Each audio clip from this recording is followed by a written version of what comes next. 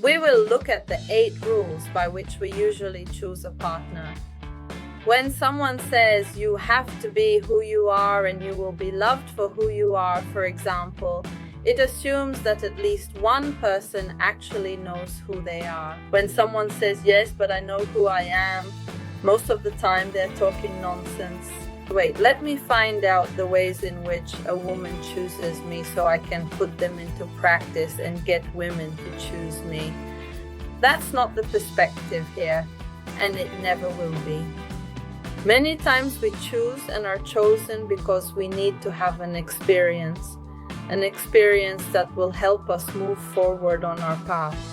The goal isn't to avoid suffering, but to become more and more self-aware, to discover ourselves better and better, and to try to make as few mistakes as possible, to put it in truly spiritual and philosophical terms. We will see, according to Michele Mezzanotte's book, which is titled True Love is Not a Myth, exactly what the 8 rules are, which, by the way, he himself borrowed a bit from here and there. So we're not really stealing anything from Michele Mezzanotte, okay? And we'll take a closer look at the 8 rules through which we usually, in most cases, choose a partner. At a certain point, he analyzes this. He also made a video about it, but the video is much shorter, a bit more concise. At a certain point, he analyzes what the 8 unconscious rules are, so not conscious, through which we choose our partner. So both how a man, in this case, chooses a woman, and also how a woman chooses to be with you. In other words, why does a woman choose you, right? Put a bit more simply, let's get straight to the point. So first of all, these 8 rules, these 8 ways through which we unconsciously choose a partner require that we know what the unconscious is. A lot of people talk about the unconscious, but in reality, many don't even know what it is. Besides, there's a distinction to be made. One could go into detail about the difference between the subconscious and the unconscious, which are not the same thing. Let's say that personally, I very much prefer to talk about the unconscious, especially following Jung's teachings and ideas. And so, consequently, the unconscious is really nothing more than that part, a significant and essential part of us, of our psyche, that contains, let's say, all those aspects, elements, or characteristics that we don't see, that we are not aware of, because often either we are not allowed to be aware of them, or simply because at some point in our lives, even when we were very young children, we decided in some way not to see them, maybe because they were too painful to face, or because they were considered wrong or inappropriate. Perhaps not necessarily by us, but also possibly by those around us, by society, by our family, or by our friends, or even by our broader community, okay? So things that perhaps for us in our environment, through our experiences, events that we interpreted in a certain way, seemed wrong to us, it's possible that they were pushed back into the unconscious. So many times when someone says you have to be who you are, if you are who you are, you will be loved for who you are. For example, a phrase you hear a lot. It assumes that at least a person knows who they are. And when someone says, yes, but I know who I am, most of the time they're talking nonsense. In the sense that they know who they are on a superficial level, they know who they are on the level of, let's say in quotes, the ego, of what Jung called the persona, which is nothing more than the structure we've built over time and years to interact with the outside world. But the person doesn't know who they are on a deeper level because there are a whole series of things precisely in the unconscious that have been buried, pushed down there. And It is now well known that the best, simplest, and fastest way to see our unconscious and to realize which aspects we have pushed deep down, those aspects of ourselves that we fear, that we judge harshly, and so on. The best method to know who we are, so to speak, is precisely that of mirroring, as Marie-Louise von Franz used to say, who was a student of Jung, mirroring ourselves in others. So through relationships, not necessarily romantic ones, but ideally romantic relationships, through relationships, we have the opportunity to get to know ourselves, to discover what is inside us, and to individuate ourselves. In other words, to grow and to understand who we are. This is what is commonly referred to as the mirror law, about which, by the way, I have written a very in-depth article.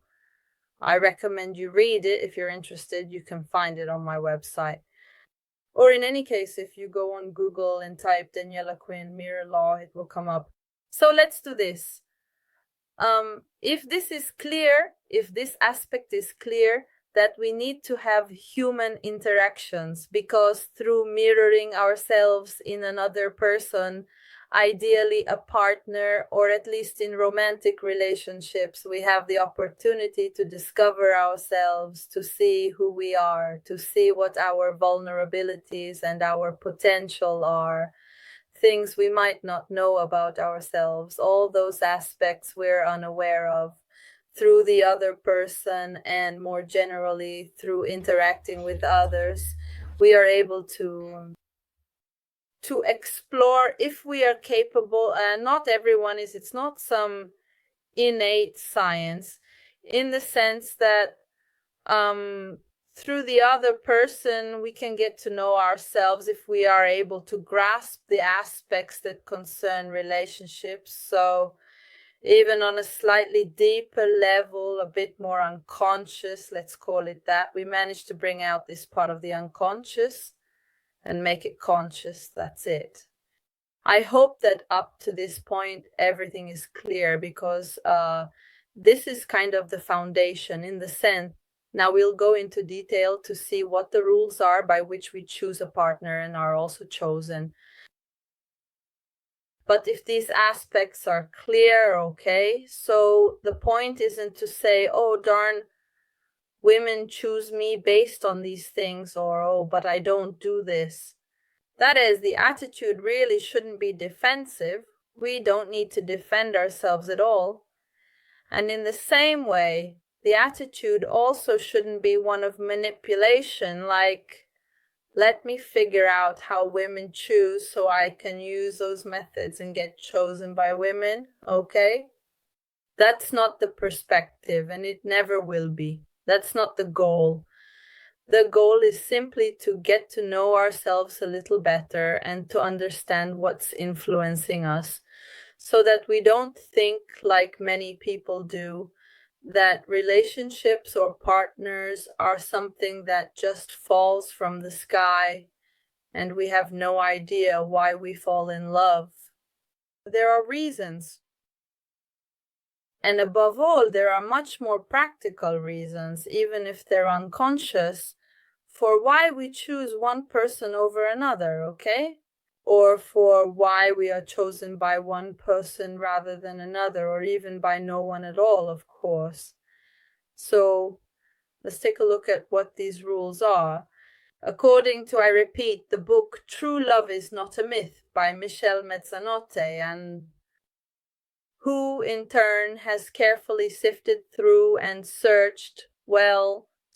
let's say discovered these rules through reading other texts, which he then recommends in his own book. I recommend you get his book, because beyond the rules about how we choose a partner, there is a wealth of essential content. The goal is always to get to know ourselves better, to reach what Jung called individuation, that is, to discover who we truly are, not the parts we believed ourselves to be, not what we thought we were, but what we really are. At the moment, most of us function and relate to others with what is called the persona, that is, the constructed part, the personality, the built-up part, which is not actually who we are, all that part that has been built on top of what we truly are. So, having laid out these premises, which I think are necessary just to frame the discussion, let's take a look at what these 8 rules are that are mentioned in Mezzanotte's book, through which we choose and are chosen in romantic situations. The first rule is that of the inner void, which he, among other things, notably borrowed from Jeanette Paris, a psychotherapist whom he often mentions in particular. And the rule of the inner void is based on the assumption that everyone, all of us, no matter how complete we may be, and so on, unless we are enlightened, but here no one is enlightened, so let's speak from what we know. We all have voids to fill, some more, some less, of course. And the choice of a partner often also depends on the consideration, always unconscious, let's remember, of what these voids are and the need to fill them, okay? Well, filling the void, even though in the new age environment of personal and especially spiritual growth, it's considered wrong, because obviously everyone says, no, you have to learn to handle things on your own, you have to fill your own voids by yourself, and so on and so forth. Which is true, it's not wrong, because obviously if we let someone else fill our voids, then we end up depending on that person, generally speaking. It's true. So, filling the void through a dependency by creating an attachment, this also explains midnight for sure, is definitely not the best strategy, okay? I mean, I have a void. Let's take an example, okay? I have a void. I find a partner who fills that void of mine. Let's say maybe I'm an insecure person and I find a partner who ideally makes me feel more secure. And so as a result, I rely on that person, I become dependent, and I cling to that person because I need them, because without them, I feel insecure. This is an example of the rule of inner emptiness being used poorly, in the sense that I take my emptiness and fill it with that person and end up becoming dependent on them. But there's also the higher octave, let's call it that, to use a somewhat breezy term. The higher octave of the rule of inner emptiness is the one through which a person who has a void with a partner manages to fill that void, but by evolving, that is, by re-educating themselves, okay? So by learning, if you will, even from that person, how to use a more functional approach, acquiring, if you like, certain skills, and filling that void, not with that person, but through qualities, skills, and abilities that come from the relationship with that person. So to stick with the previous example, maybe I am an insecure person, then I find a partner who is confident, but the relationship does not become one of dependence and therefore emptiness, where I ask that person and they become drained by giving to me. Instead, it becomes a virtuous relationship where that person teaches me to develop what I am lacking. And maybe if I was also chosen according to this rule, I teach that person to develop a quality that perhaps they don't have or haven't learned to use. Okay? So the rule of emptiness is considered, meaning going around choosing partners based on the rule of inner emptiness, is generally not considered the smartest or healthiest thing to do. But it's also true that once we accept and acknowledge that we are not 100% complete, or at least we don't believe we are, and that we all have some emptiness in one way or another, which on which we have to work. Given this, we can work as a couple with our partner precisely through developing together qualities that are transmitted to us by our partner. Okay, I think this part is clear, so I can move on. If there's anything that isn't clear, you have the chat, you can leave comments. I always read your messages, of course. The second rule is the rule of unawareness, of unconsciousness, okay? That is the willingness. Sometimes, this is perhaps one of the least unconscious ones. Sometimes this willingness is also quite conscious. It's even rational. That is the willingness to choose a partner, or in the case of men, a female partner who is unconscious, who is not very evolved, not really on a path of growth, not very capable, if you will, or not very willing to improve themselves. Sometimes some people even do it consciously, choosing someone a bit silly. People who are maybe simple, who don't want to change, who aren't interested in changing, who are fine just the way they are. And the goal, especially for men, is to have peace of mind. Now I'm with someone who isn't demanding, who leaves me alone, and basically doesn't challenge me, doesn't stimulate me, doesn't touch on aspects of myself that I don't want to see or work on. And in this sense, I see it as a safe harbor, meaning a person who is there, who doesn't cause me problems, who, all things considered, is fine with me, and we're in balance, okay? And we can have this kind of relationship, right? Men usually do this with the intention of saying, oh, well, I'm at peace, I'll take, pardon the expression, a fool, or at least someone who isn't demanding, who leaves me alone. And then, in general, I can also manipulate her and so on. Women, on the other hand, do it much more for the purpose that I mentioned before, of manipulating their partner. So, either they do it because they have just come out of or recently left a demanding, destructive relationship that has exhausted them, drained them, or because in general they have been through many disappointing relationships, and so they want to be with someone with whom there is peace, even if he's unaware, that's fine too. Or because many times they start from the assumption, well, he's unaware, but he loves me, so he'll change for me.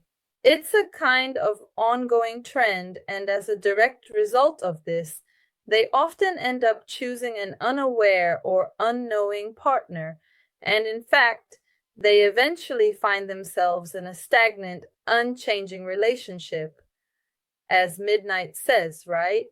That is a relationship where, yes, you have this relationship for goodness sake, and it even goes along quite well, if you will, in a somewhat quote unquote balanced way, as long as one of the two doesn't feel the need to evolve, to grow, to change their own fate, and then eventually finds themselves dealing with a partner who simply doesn't want to do that, who really isn't interested. So what happens? Usually women push the man to go through this evolution that he doesn't want to go through, doesn't care at all about doing. And often he doesn't even have the ability to do it, or maybe he does have the ability, but it's just not the right time. And men realize that maybe they're with these somewhat dull women whom they chose for this very reason. And so what happens then? Either they cheat, or very rarely they leave, because men are much more reluctant than women to leave the safe harbor, to set out to sea. Let's say they prefer to have many harbors where they can stop. And, well, women often put up with it and end up depressed, repressed, sad, and so on. And more rarely, even more rarely, you actually break up. And even more rarely still, which would certainly, without a doubt, absolutely be the best and most desirable thing of all, the completely unaware partner suddenly wakes up and says, "Oh yes, I want to grow too." And he really means it, not just to appease the woman who's been nagging him to change, obviously. And in all of this, most of the time, people who are stagnant actually begin their path of growth right when they break up, when they are left, or when, out of sheer exasperation, they are the ones who leave. But usually the trigger is exactly that. The stagnant relationship, or being left because you haven't gone through a certain process, or because you're not up to par and you feel inadequate. Okay? So this is the rule based on unawareness, which in my opinion is also not really that unconscious. I repeat, most people quite consciously choose to be with someone who isn't very demanding, except then they try to fall in love, to make all sorts of arguments and rationalizations, for which maybe, yes, this is the right person, and they end up convincing themselves anyway. Giovanni says, "Oh God, I have some doubts. Maybe it's actually the most unaware people who suffer the most in relationships." Yes, that could be, Giovanni. Your observation isn't wrong, but in fact, I specified that they choose an unaware partner who doesn't cause trouble. Well, I've known plenty of men who have made this choice. I even have friends who do these things. They specifically choose women whom they can somehow manipulate so that they don't cause trouble, always with the implicit threat, "If you cause trouble, I'll leave you." Let's say this is something that men have the ability to manipulate. Women do more or less the same thing, I mean, it's just that they do it with slightly different dynamics. Of course, as you rightly said, Giovanni, people who are unaware can definitely cause major problems. And in fact, those who get involved with unaware partners often end up facing the consequences after a certain amount of time, because maybe at first they hold back just to avoid losing the relationship, and then at some point they explode, creating even more problems than a normal person or someone on the right path would have. But generally speaking, an unaware person creates other kinds of problems. Maybe they bother you because they're jealous, or they do silly things, but they don't really challenge you on an evolutionary level, okay? So in this sense, the rule of unawareness is about not upsetting the person who just wants to stay comfortable, specifically on an evolutionary level, okay? Of course, you might still have other problems, yes, as you rightly pointed out. Rule number 3 is the rule of power, which could also be called the rule of betrayal. The rule of power basically explains that all living beings, let's say human beings, who are in relationships have the need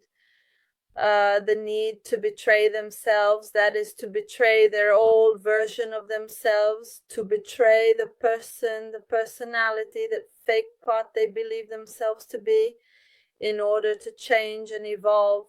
So it is necessary, as I believe Hillman said, to betray one's own persona in order to evolve.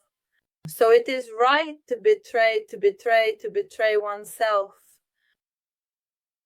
However, in relationships, the issue is a bit different, in the sense that there are people who betray themselves, who change, so they deny who they are, and they transform themselves in order to manipulate and get something from the other person. So this is the case of someone who behaves in a certain way, knowing that it will have an effect, an influence on their partner, so that the partner will then act in a certain way that gives them something they need. Okay? In this way, they establish a power dynamic in the relationship. Let's take an example.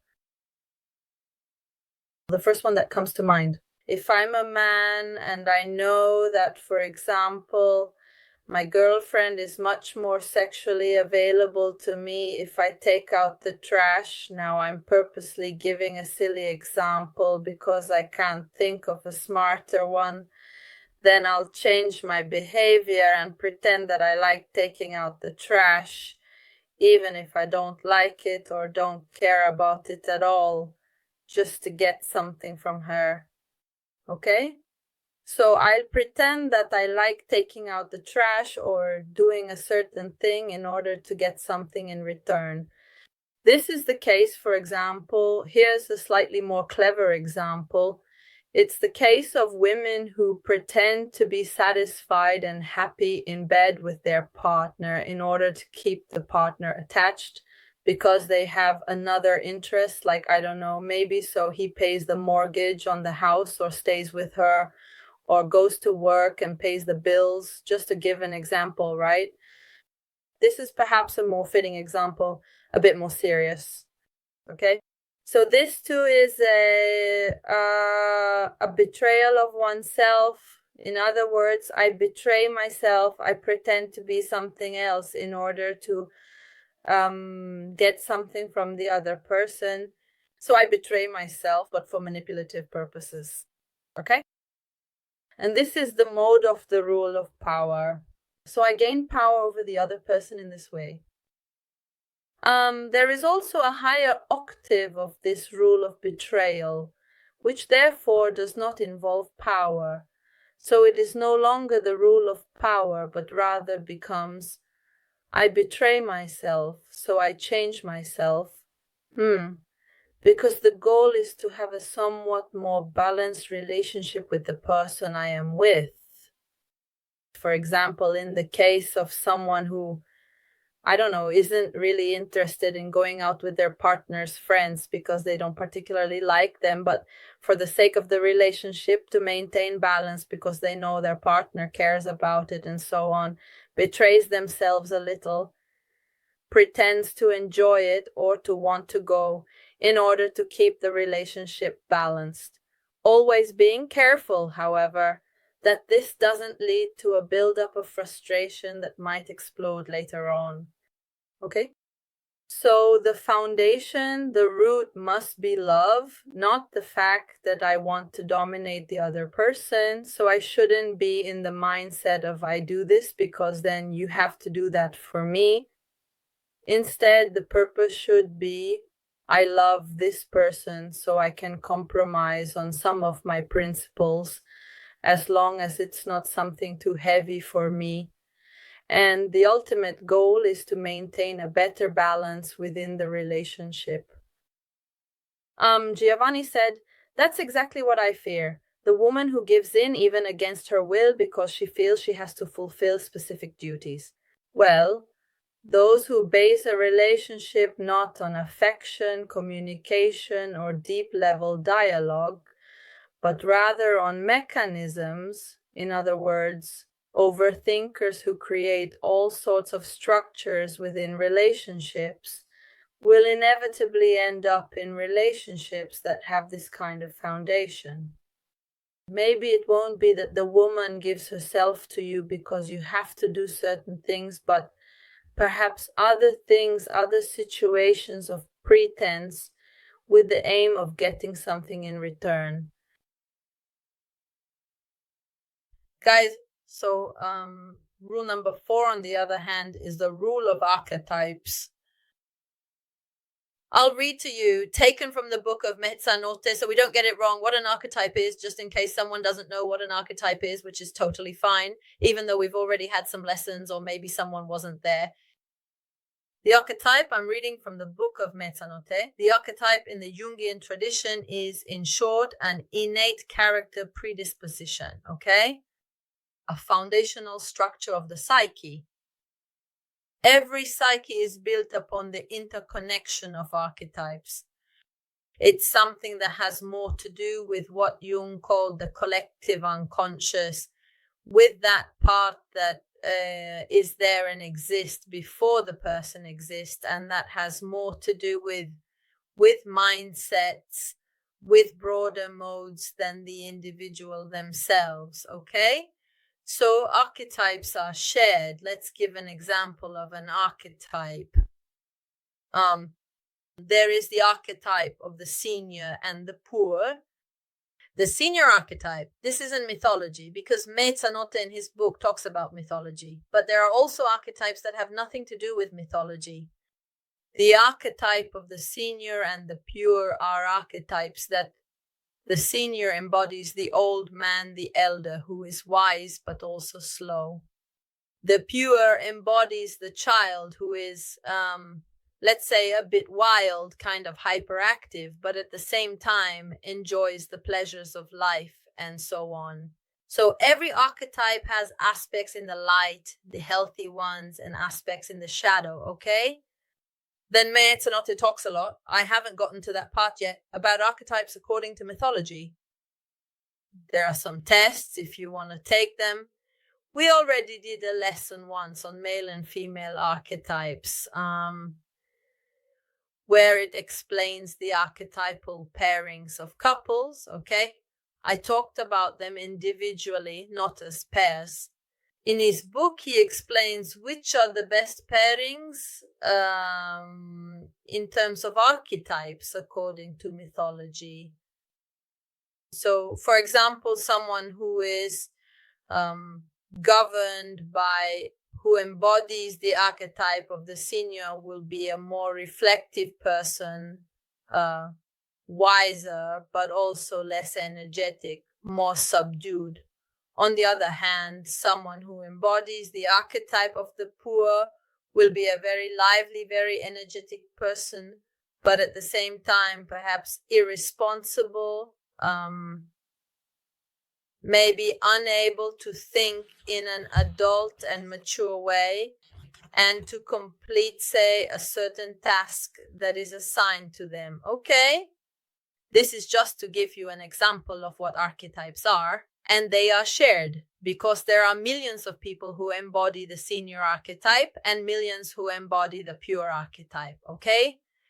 And these are, as Jung says, innate character traits. Okay? So, I don't know, they may also have developed over time, but they are still connected to an archetypal predisposition that comes first. Well, here we would need to open a more spiritual parenthesis, but we won't do that.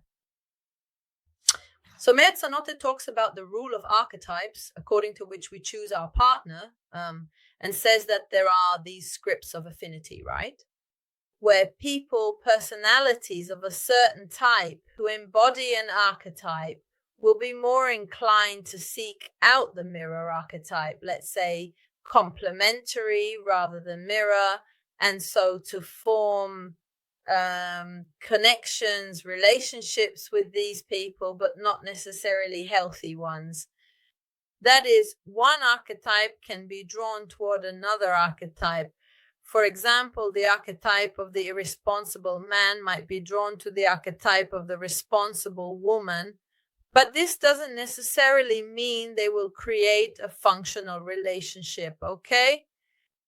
In fact, when we're not aware of which archetypes are influencing us, we often find ourselves in situations or relationships that are actually problematic, let's say, or even a bit aimless, in the sense that they don't help us in our process of individuation, they don't help us grow, they don't help us get to know ourselves, but instead just make us keep acting out the same patterns over and over. Whereas someone who is aware of their own archetype can start to work on integrating those aspects that are missing, so they can embody traits from other archetypes to become more complete. And the more complete they are, the less likely they'll be to choose a complementary but perhaps dysfunctional archetype. Instead, they'll choose a functional archetype, okay? Or they will be able to take from that archetype the most functional parts instead of the dysfunctional ones. Okay, let's see if there are any comments. Otherwise, I'll continue. Aile said, yes, it could be archetypes of two types. Yes, Aile, absolutely, yes. We always have a dominant archetype and then some sub-archetypes, okay? So yes, Aile's observation is absolutely correct. Now, rule number 5 is known as the rule of purposefulness. All of us, each and every one, have a purpose, a direction, an inner destiny, what Aristotle referred to as enteleki, meaning that part of us that must ultimately be fulfilled and has a predetermined path to follow. Okay? We can choose to believe in this or not, but the fact remains that there seems to be some kind of path, a mission to accomplish, let's call it that, which is different for each of us, but in any case, it must lead to self-actualization, okay? That is, to fulfill ourselves, to find ourselves, to get to know ourselves, to understand who we are. And all of us have to walk that path, and we can do it especially through relationship. So through connection and relationships with other people. The fact remains that each person has their own path, their own trajectory, their own journey, let's call it that.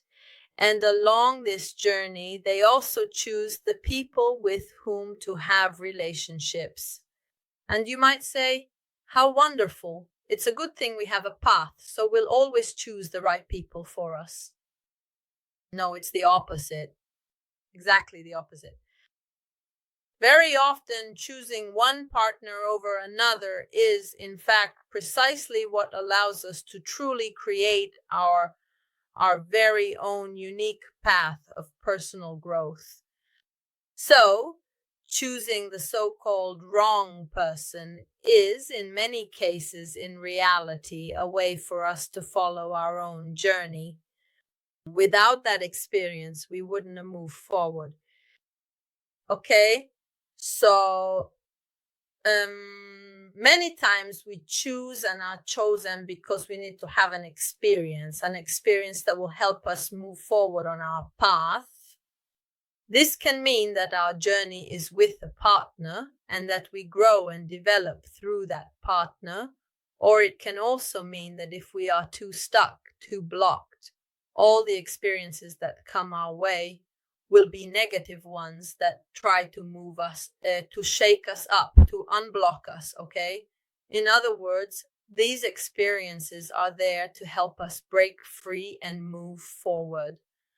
Many times when negative experiences happen, let's call them negative in quotation marks, on a relational level, they happen precisely because we are stuck, we are not evolving, we are not growing, and we need to. And so as a result, we end up experiencing a whole series of events that try, like a blow to the teeth, to wake us up, okay? Well, of course, if our destiny, our path, our inner destiny is to live a relationship, because within that relationship, we are able to grow better, to find ourselves more, to have a functional relationship, and we are ready, then that will be our path. But if instead we are in a different situation where we need to go through a whole series of steps in order to eventually allow ourselves, so to speak, a functional relationship. Functional doesn't mean perfect, but it means one that helps us evolve. Then we will go through those experiences, and so we will keep choosing dysfunctional partners until we have learned or understood a certain thing, or we will be chosen by those people. When people say, I only ever meet hopeless cases, this is the reason. That is, this is an explanation, okay? Other times, instead, there is this tendency to choose a partner with a plan that doesn't align with the destiny we are meant to fulfill, but rather with the destiny that on a rational level we have decided we should have. I don't know. the woman who says, but I'm 30 and now I've decided that I have to find a partner who shares my desire to have a child and a family. Okay? For example, so she will set things in motion to carefully carry out her plan. She'll find someone whom she might not truly love, but she loves him based on what he chooses to do with her. And she'll try to achieve a particular goal or perhaps a specific project. However, if that's not actually her life project or the path she's meant to take, once she's achieved that goal, she'll find herself dissatisfied. We're using the example of a woman, but this happens to men as well. She'll find herself dissatisfied and will feel the need to change. She'll lose motivation because that goal wasn't really meant for her or for that person, okay? So many times when we, generally speaking, find ourselves in a situation where we've achieved a goal but still don't feel fulfilled, it means that goal probably wasn't the right one for her or for that person, okay? The one that truly aligns with our own path. It wasn't what we needed to find ourselves, but rather a goal we had set in our minds on a rational level. Giovanni said, does this also apply to me, since I only find positive opportunities outside the city? Could it be a sign, signals that I don't know how to interpret properly? Well, yes, Giovanni, there's definitely something you need to unlock from this point of view. Or maybe you've convinced yourself of a certain thing, and, well, you make it happen, like a self-fulfilling prophecy. Who knows? Ale said, I know more than one woman like that. Me too. Giovanni said, anyway, I really find it hard to totally transcend these dynamics, at least not even a little bit, even unconsciously. Well, Giovanni, we're not talking about this with the goal of transcending them. The goal is to understand them so that we are not driven by these dynamics, but instead are aware of what is happening and can use them. If you notice, I am giving both negative connotations to each rule, but also positive ones, those at the higher octave, so that we can use them well, okay? That is the goal, not to transcend, not to have any more problems at all and be so enlightened. Rule number 6 is the rule of the challenge. And I won't dwell on this one too much because it's the rule that simply says people have a purpose, a challenge to accomplish, which most of the time translates into making the person who is not in love with us fall in love with us.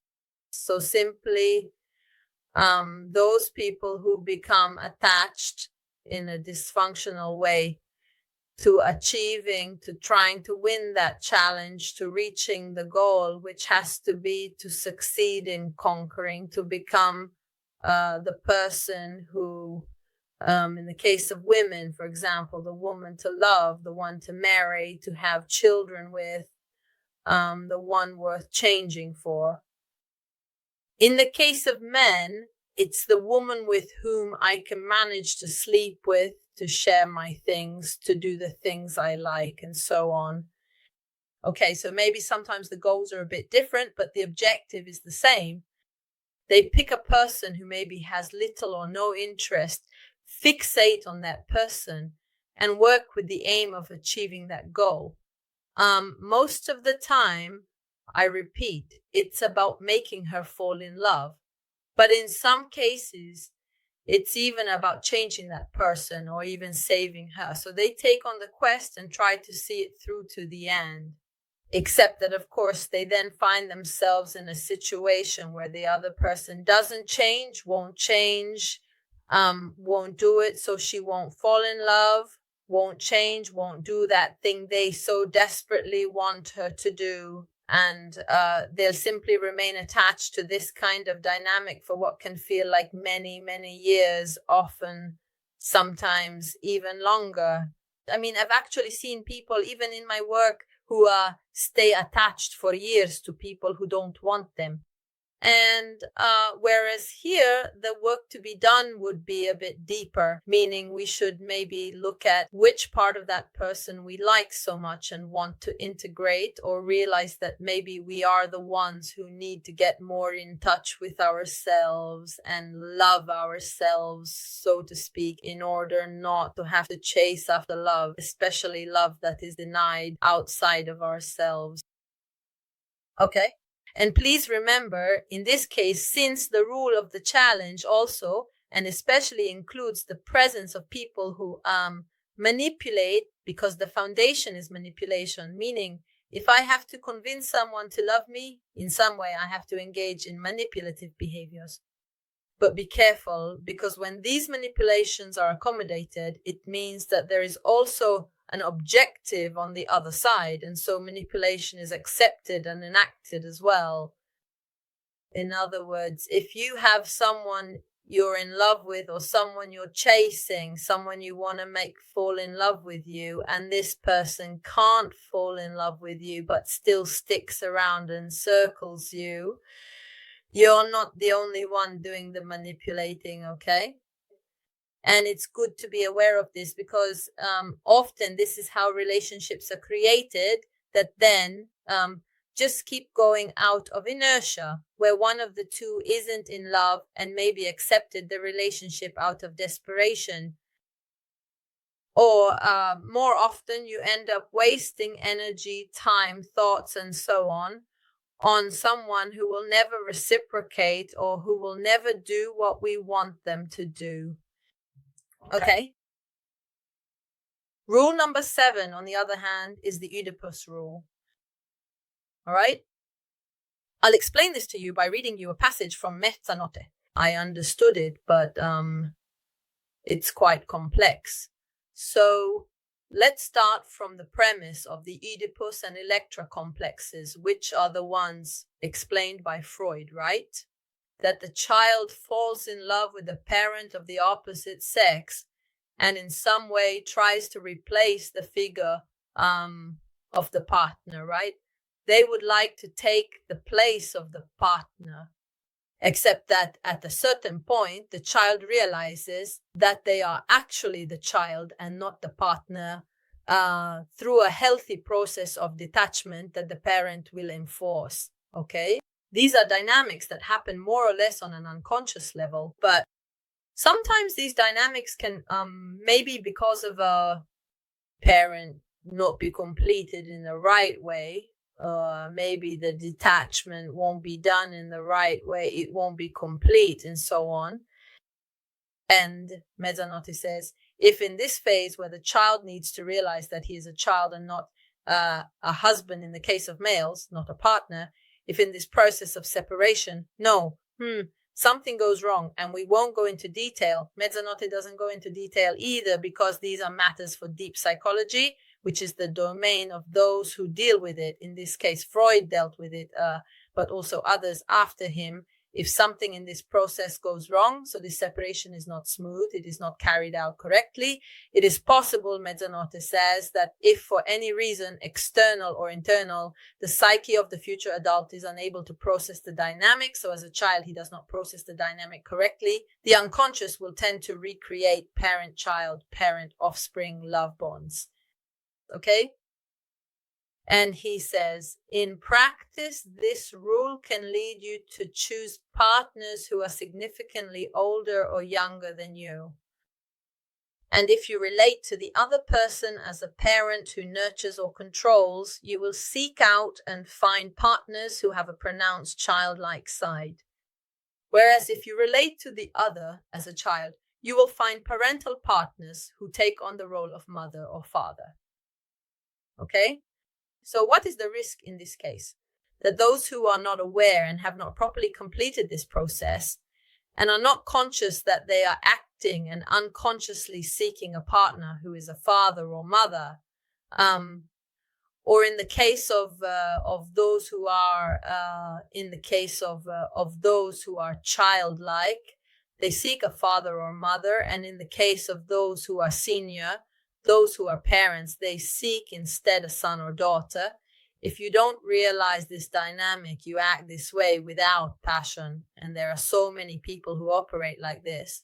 I see so many men, really a huge number, who don't realize that they have in some way remained boys and are specifically looking for a dominant woman, a mature woman, not necessarily in terms of age, but also in terms of mindset. Or there are men who have that sort of supportive, rescuing father attitude who go looking for little girls. Okay? And this is a dynamic that you see all the time. So obviously, what is the risk in this case if you're not aware of this dynamic and you act it out indiscriminately? Obviously, the risk is that these dysfunctional relationships are created where the partners are not equals. And when you're not equals, that is, one is above and the other is below, or vice versa, well, you end up in a relationship where one person is left frustrated and the other dissatisfied. The one who is dominated and controlled by the other feels frustrated, and the one who does the controlling feels dissatisfied because they're dealing with someone who isn't able to manage themselves. So there's no real satisfaction, there's no equality, you're not walking together side by side, and as a result, the relationship either ends badly sooner or later, or it continues on with this extremely dysfunctional dynamic. So what usually happens? The man who perhaps chose a much younger woman eventually gets bored and starts to see her more as a daughter. These are stories I hear very often. He starts seeing her as a daughter, so he no longer feels like sleeping with her. Or, on the other hand, women who have chosen a much younger partner and end up seeing him as immature and then get tired of it because they say, well, what am I supposed to build with this person? Okay, so these are the risks. Being aware of this dynamic allows you to work on it through therapy so that you don't act it out unconsciously, but also to realize what's happening as it unfolds, and therefore try to integrate the missing aspects in order to become more balanced ourselves. So those who tend to be more like the child, the youngster, can work on maturing, while those who tend to be the protective parent can try to integrate a bit more of the childlike aspect of playfulness, of, let's say, being less serious.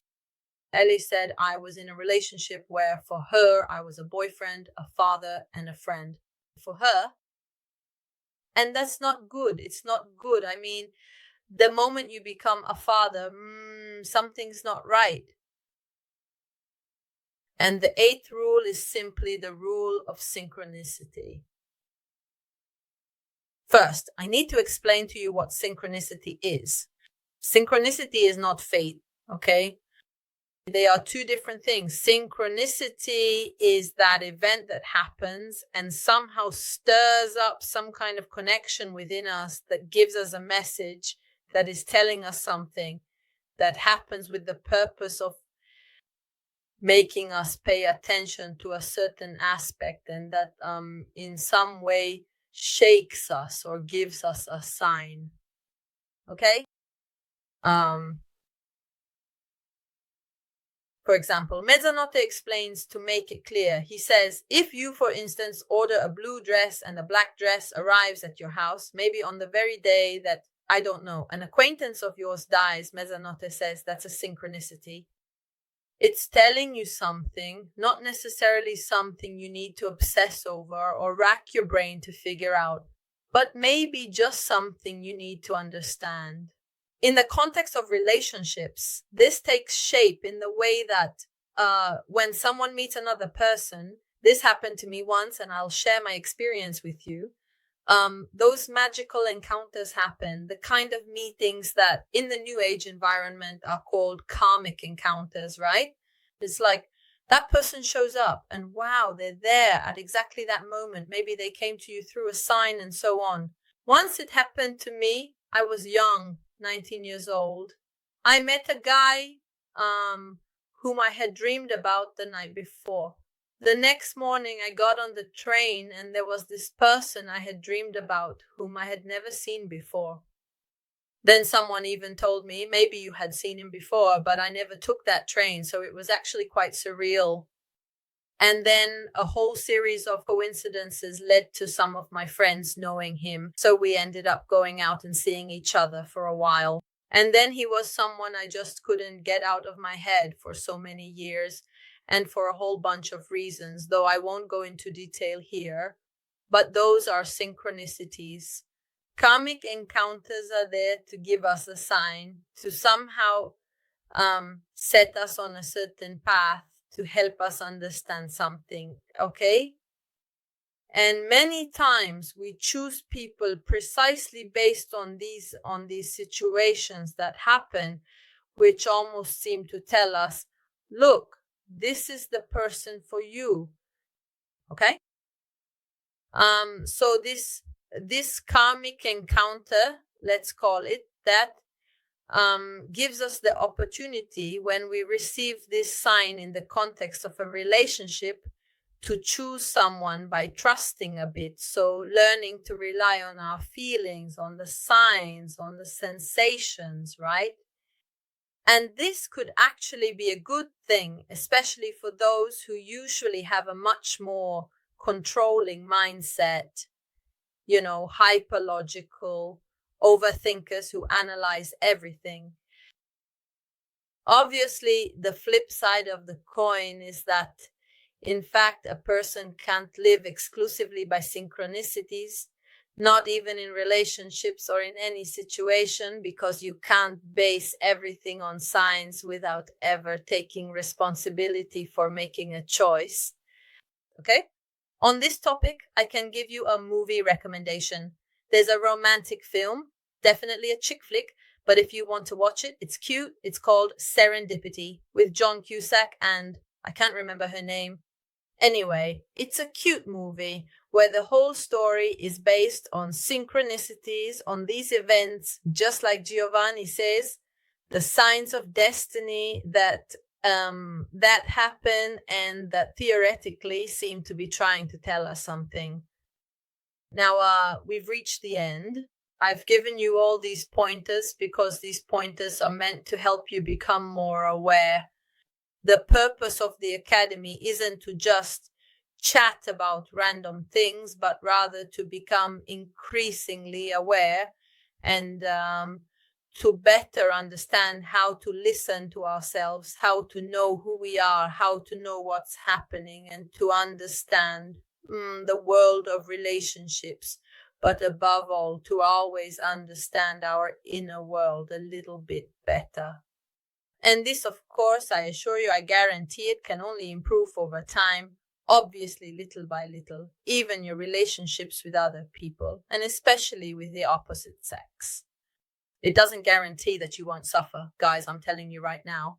I mean, suffering is an aspect, an emotion that is part of life, so you'll still suffer. But the goal isn't to avoid suffering, it's to become more and more self-aware, to discover ourselves better and better, and to try to make as few mistakes as possible. Okay? To put it in truly spiritual and philosophical terms.